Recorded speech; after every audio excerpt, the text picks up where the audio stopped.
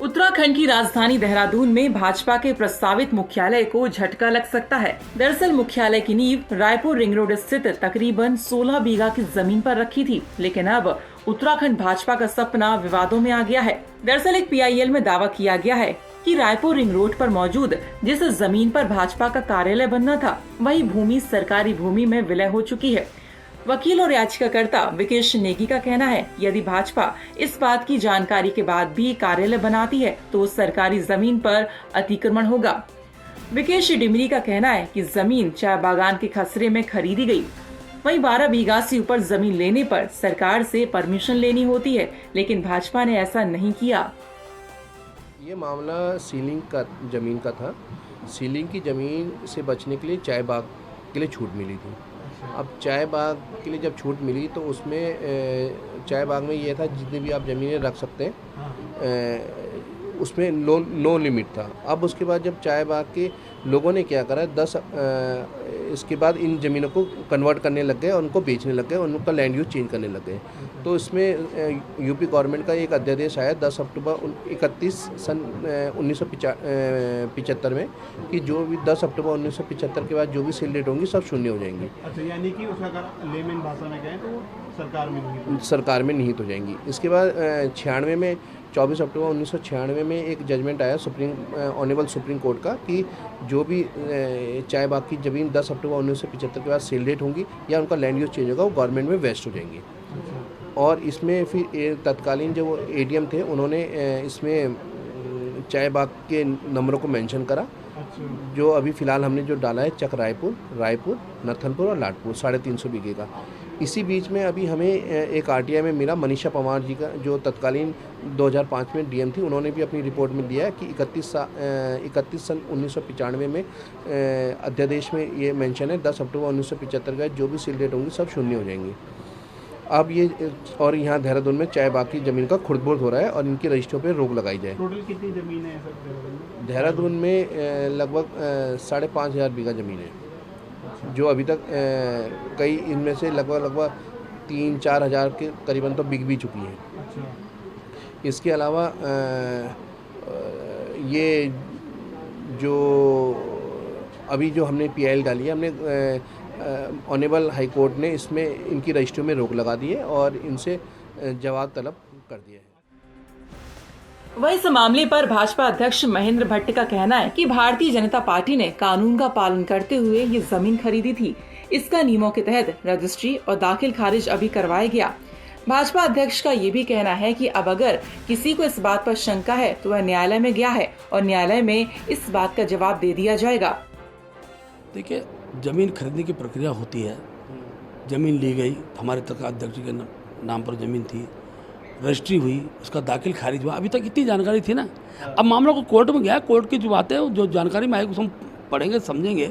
और हम ही नहीं, उस पूरे क्षेत्र में अनेकों लोग हैं जिन्होंने रजिस्ट्री भी है, दाखिल खारिज भी है। अब ये नया विषय आया है, कोर्ट में और लोग भी गए हैं। हमारा भी उसमें जो रिजल्ट आएगा उस पर अध्ययन करने के बाद, और कोर्ट का निर्णय कौन नहीं मानेगा? सब मानेंगे, हम भी मानेंगे, मानते आए हैं। इसलिए कांग्रेस इन सब विषयों को केवल एक प्रकार से राजनीतिक मुद्दा बनाना चाहती है। ऐसे इशू नहीं है जो जनता के समस्याओं के समाधान की हो। इसलिए पॉलिटिकल इस प्रकार की बातें करना ये राजनीतिक की मुझे दिखाई देती है।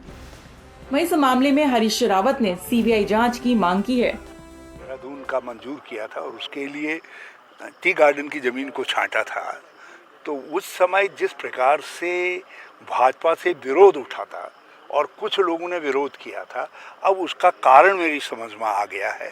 क्योंकि जितने वेस्टेड इंटरेस्ट उस समय जो है उस प्रोजेक्ट के विरोध में आकर के खड़े हुए थे स्मार्ट सिटी के, आज ये पता चला है कि वो लोग किसी न किसी तरीके से ज़मीनों की खरीद फरोख्त में संलिप्त हैं। और वो ज़मीन जिसमें हम उस समय स्मार्ट सिटी बनाने जा रहे थे, उसमें भाजपा ने तो खैर अपना कार्यालय बना लिया, उसमें बहुत सारे लोगों ने दूसरे तीसरे तरीके से भी ज़मीन को खुर्द-बुर्द कर दिया है। बल्कि ये एक ऐसा बड़ा स्कैंडल है जिसको CBI को यदि सौंपा जाए, CBI तह तक पहुंच जाए, तो इससे ज़मीनों की खरीद फरोख्त का जो देहरादून में एक शरारतपूर्ण भ्रष्टाचार फैला हुआ है उसकी जड़ तक साफ हो जाए। नहीं, जो हमारे देहरादून तो पहले से ही अनेकों टी स्टेट थे यहाँ पर जी।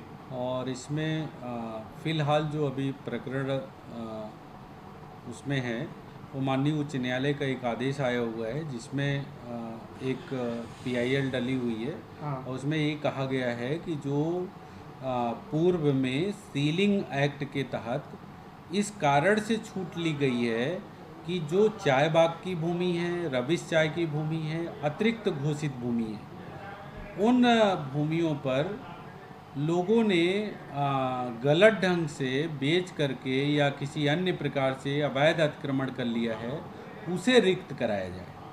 तो इसी क्रम में जो हमारे ये कुंवर चंद्र बहादुर सिंह की अतिरिक्त घोषित भूमि थी, जो चाय बाग रविश चाय या अतिरिक्त भूमि थी, उसका बाकायदा रकबा जो है 1996 में यहाँ पर एक फ़ैसले के तहत घोषित किया गया था और उस फैसले के बाद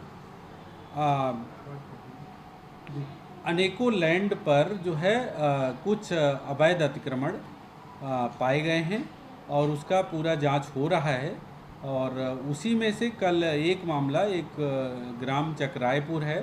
चक्रायपुर के जो तीन खसरों पर कुल 6.70 एकड़ ज़मीन का प्रकरण आया है जो बिना राज्य सरकार की अनुमति की चाय बाग की भूमि बेच दी गई थी।